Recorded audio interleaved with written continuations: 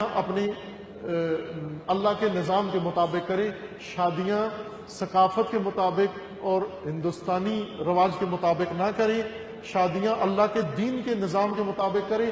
اللہ کے نظام کے مطابق کریں گے بڑی آسان ہوگی کہ ائمہ اطہار کی زندگیوں میں ایسے نمونے ہیں کہ گئے کسی اور کام کے لیے تھے اور وہیں پر بچے کی شادی کر کے آ گئے، کسی اور کی شادی کر کے آ گئے، وہی بات شروع ہوئی، وہیں پہ بات مکمل ہوئی، آپ کے بقول ڈن ہوئی اور وہیں پر نکاح ہوا، رخصتی بھی ہوئی اور دلہن لے کے گھر آ گئے۔ سارے 2 گھنٹے لگے شادی کرنے میں۔ دین کی شادی اتنی آسان ہے، لیکن ہندوستانی شادی کمر ٹوٹ جاتی ہے آدمی کی، گردن بھی ٹوٹ جاتی ہے ساتھ انسان کی، پورے خاندان کی جو ہے وہ ناس نکل جاتی ہے۔ نہ کریں ایسی مہنگی شادیاں، نہ کریں۔ اب وقت آ گیا میں یہاں اعلان بھی کر دوں کہ یہ ایک جہیز کا ایک بڑا بوجھ ہوتا ہے کہ جہیز دینا ہے، اور وہ بھی لڑکی نے دینا ہے۔ عزیز من، لڑکی نے جہیز دین کے مطابق لڑکی کا نان و نفقہ، وسائل زندگی، اس کی ضروریات، اس کی ہر چیز مرد پر واجب ہے۔ یہ نامردی ہے کہ عورت ٹرک بھر کے لائے مرد کے گھر کو بھرے آ کر، وہ مرد نہیں ہے۔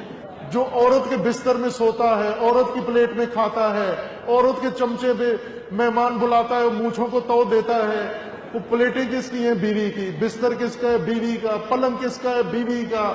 کپڑے کس کے ہیں؟ چادریں کس کی ہیں؟ بیوی کی۔ اور بیوی اگر 2 کم لے آئے تو اس کو تانے دیتے ہیں کہ تم لائی نہیں ہو، اور تم مرد، خدا نے تمہیں بنایا ہے اور ٹرک بھر کے وہ تیرے گھر کے اندر لے کر آئے۔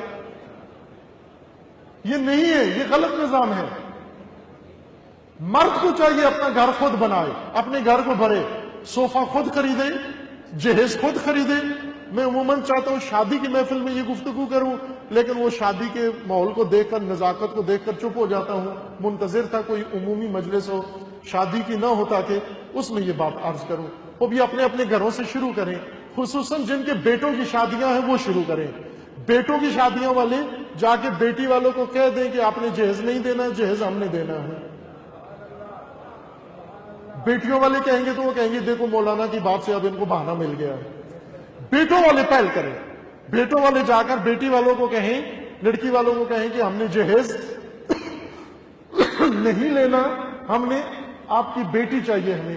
اور بیٹی والے بھی جتنا خرچہ جہیز پہ کرتے ہیں اتنا خرچہ بیٹی کی تربیت پہ کریں، اتنا اس کی شخصیت پہ کریں، اتنا خرچہ اس کو انسان بنانے پہ کریں، چونکہ وہ مستقبل کی ماں ہے، اس کی آغوش میں امت نے پرورش پانی ہے، اس لیے اس کی شخصیت کو باوقار بنائیں، اس کے کردار کو عرفہ و اعلیٰ و پاکیزہ بنائیں۔